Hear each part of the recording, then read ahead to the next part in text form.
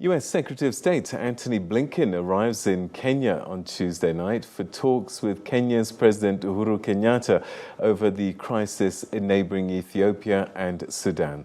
The two leaders will also discuss Kenya's general elections, which are due in August 2022.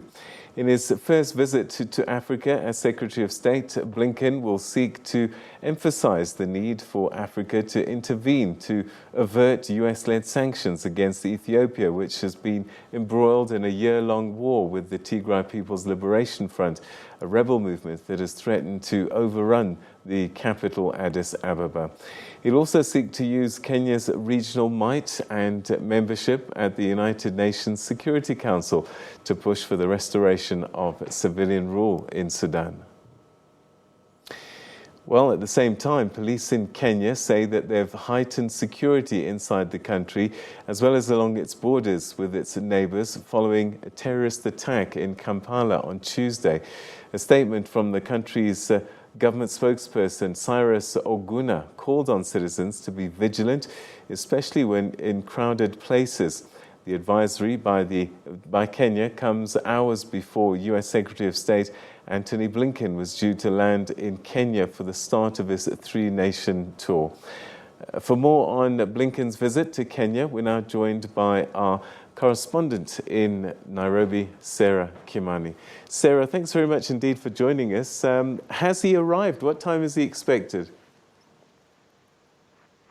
Well, he's not yet here. We expect that he will be arriving here now. I understand that exactly 5 minutes after midnight. That is when he will be arriving in the country. He will be received by officials from Kenya's Foreign Affairs Ministry. He will take a break, of course, for the night and then begin his meetings tomorrow morning.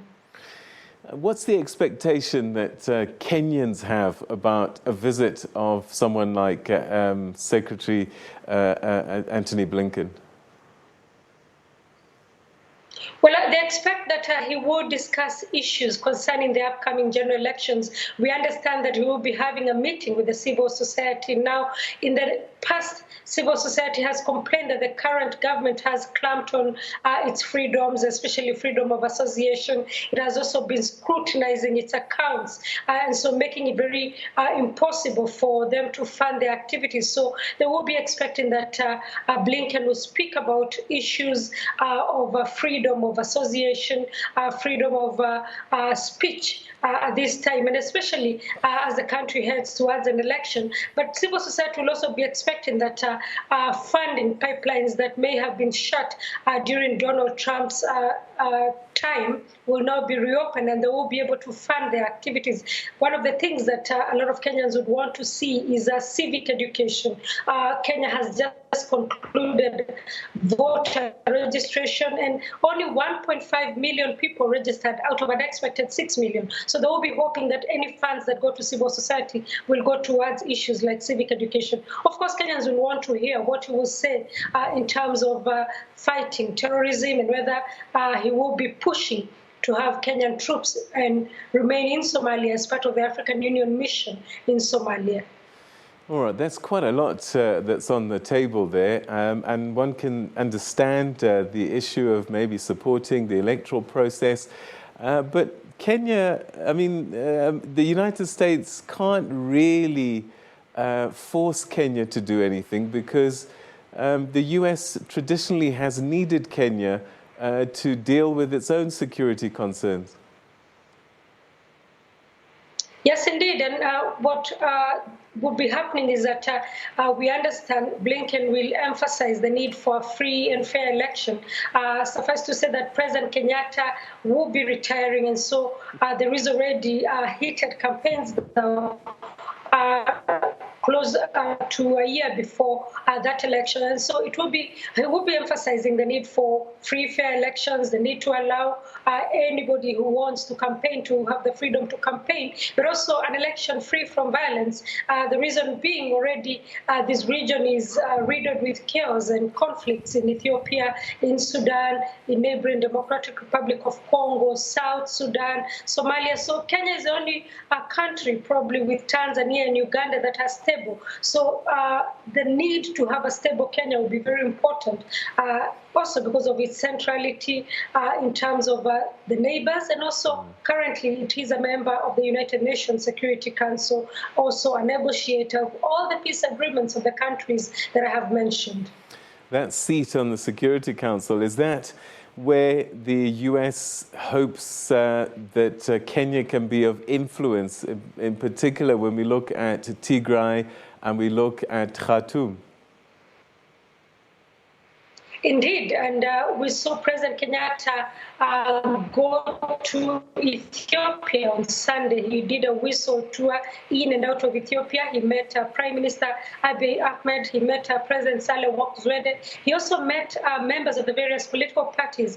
And we have heard him previously, especially when he was in New York for the UN General Assembly, talking about the need for dialogue between the warring factions in the country, saying the only way that Ethiopia can find peace is to actually agree to sit on the table. The reason he was insisting on dialogue is because both sides of the conflict have stood their ground, and all of them issued conditionalities. So it seems there was talks even before Blinken came to Kenya, probably sending President Kenyatta as an emissary to the leadership in Ethiopia to put its house in order, because the US is threatening sanctions against the leadership of Ethiopia.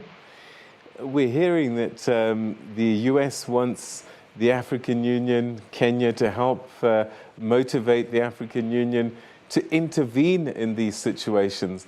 I mean, how much influence does Kenyatta have with a body like the African Union to persuade for an intervention, if at all?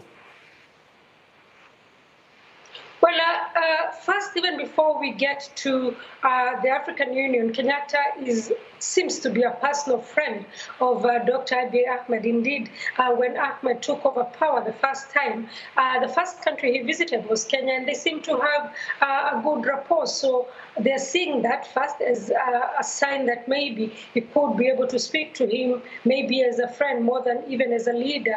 But also, Kenya has proven itself. Now is a member of the African Union Peace and Security Council, so they'll be looking to that. But also IGAD, the regional body IGAD, and the fact that Kenya is just close to Ethiopia and they have a lot of ties, trade ties, they have communities that speak the same language, they share a border. So they believe by the fact that Kenya sits at the Security Council, sits also at the Peace and Security Council of the African Union, that it has influence. And indeed, President Obasanjo, the current African Union Horn of Africa mediator for Ethiopia, has been meeting President Kenyatta and has had several talks with President Kenyatta to see to it that he can continue to press upon Abiy Ahmed to agree to dialogue with the TPLF and other militant groups that are fighting his government. Kenya and the US have enjoyed a cooperation, and I would even dare say a friendship, for some time now.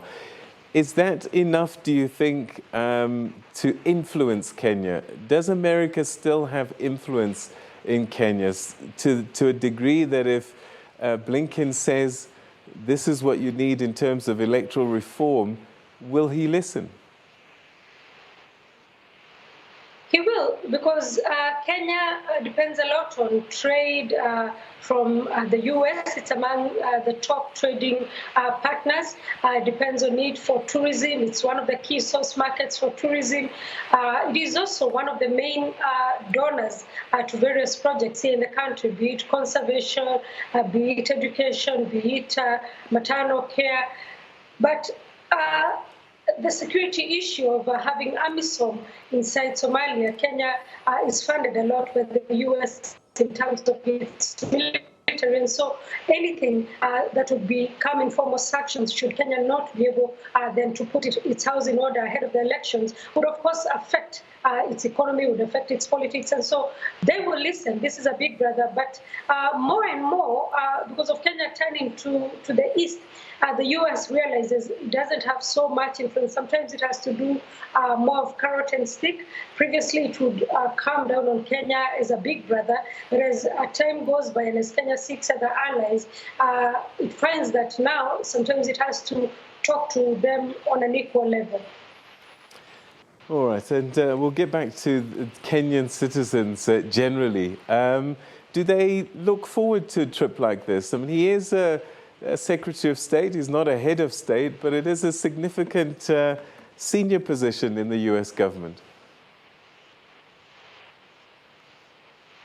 It is significant, but I guess after the Trump administration, there's been a lot of skepticism of the place of the U.S. in, Kenyan politics, in African politics. A lot of people are now considering to look the other way and, assume that he's not there. But of course, once he's in the country and pronouncements are made, that's when then you will see Kenyans on Twitter commenting and talking aloud and saying he should have said this or he should have done this. But events also in the U.S., and especially the just concluded elections in the U.S. has made Africans and indeed even Kenyans skeptical that this is, a first world democracy that does not have faults. So sometimes they will also, chuckle and say, really, is the U.S. now coming to tell us how to run an election after what we saw in the elections? So such issues come. And of course, there is people complaining that there will be a lot of traffic because some roads will be closed to be able to give him a VIP treatment and to give him access to other areas. So all those are the things that you will hear Kenyans talking about. But people are watching and they're keen to hear what he will be saying, and especially on the issue of Ethiopia and neighboring Sudan, because inside Kenya, we have refugees from Ethiopia, we have refugees from Somalia, we have refugees from Sudan. So anything that happens in the region or any discussions about the rest of the region that are held in Kenya will be of interest to Kenyans. So you have elections coming up, and it's perhaps not going to help Uhuru Kenyatta because he's not going to be in the race. Might there be somebody who benefits from Blinken's visit that maybe Kenyatta might be pushing forward?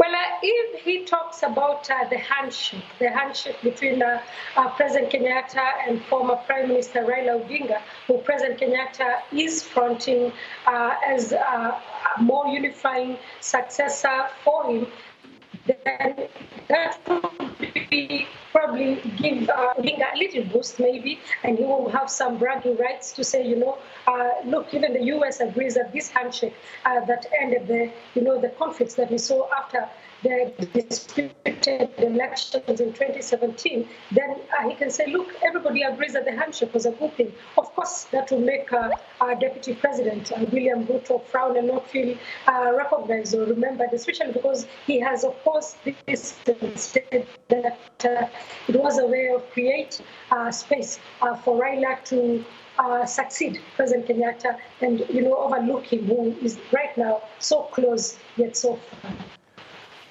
Sarah, we'll leave it there. Thank you very, very much indeed. We'll catch up with you, I'm sure, once this plane lands and Blinken starts facing you as the media. But for now, thanks very much indeed for that update. Thank you for having me.